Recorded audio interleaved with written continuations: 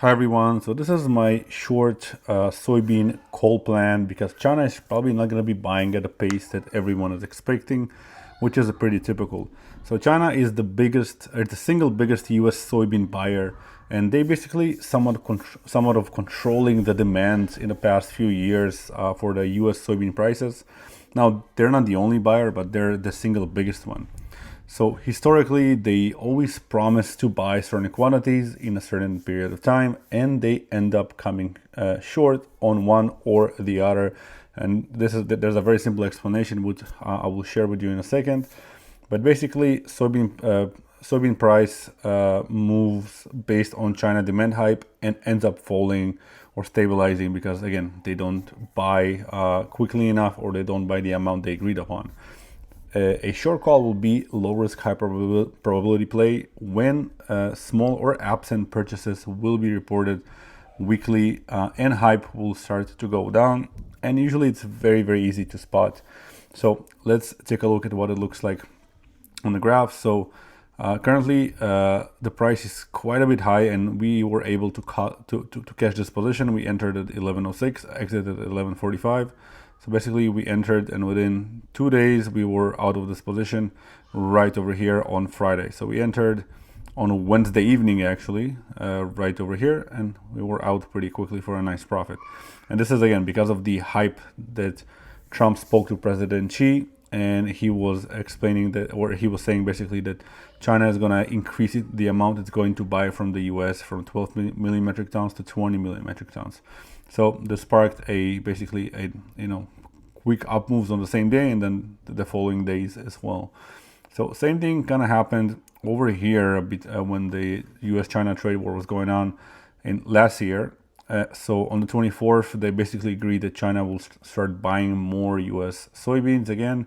So price again went up quite a bit. And they agreed upon that China will buy 12 million metric tons from November 1st and up until December 31st, which is quite a bit, a big amount. So again, price went up just purely because of hype and the market was pricing in the best case scenario where China will actually end up buying this amount by the end of the year. But they just ended up buying a little by little by little. And eventually they ended up buying the 12 million metric tons, but only in January. So they were buying a little bit every time, and some of their buying in January 2026. So why did that happen? Well, China, they're not stupid. They don't want to pay a high premium, right? So they wouldn't be buying when the price is so high, right? They did end up buying little amounts because they obviously they had some kind of agreement.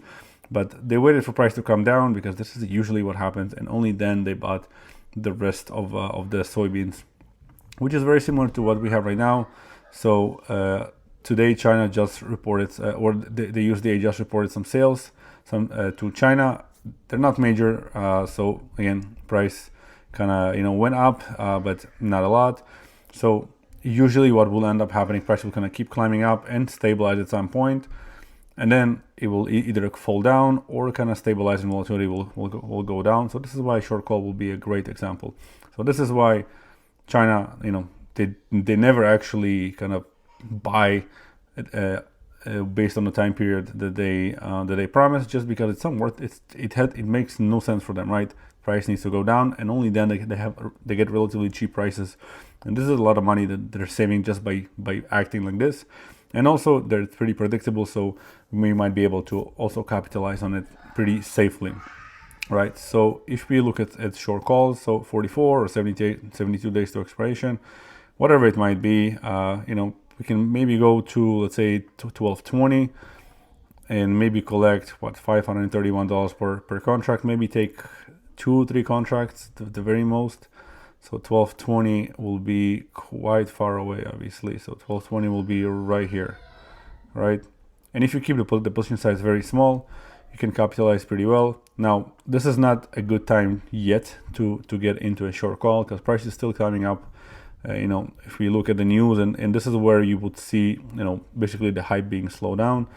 So basically, you can see the first headline: soybeans end up higher as traders weigh China demand, right? So price just basically, you can basically see only green candles as well. So this is not the ideal time to sell calls, even though it might work out, but we want to be as efficient as possible and make sure that fundamentals dictate our decision making. So you will have to just follow the news, see how many exports we have to China, and just kind of just take it day by day, week by week, and it will be pretty easy to make the decision where at the point where, okay, well, China is not buying as quickly as expected, and not as much as expected, so price will stabilize, and then you can easily start selling short calls and making money very quickly.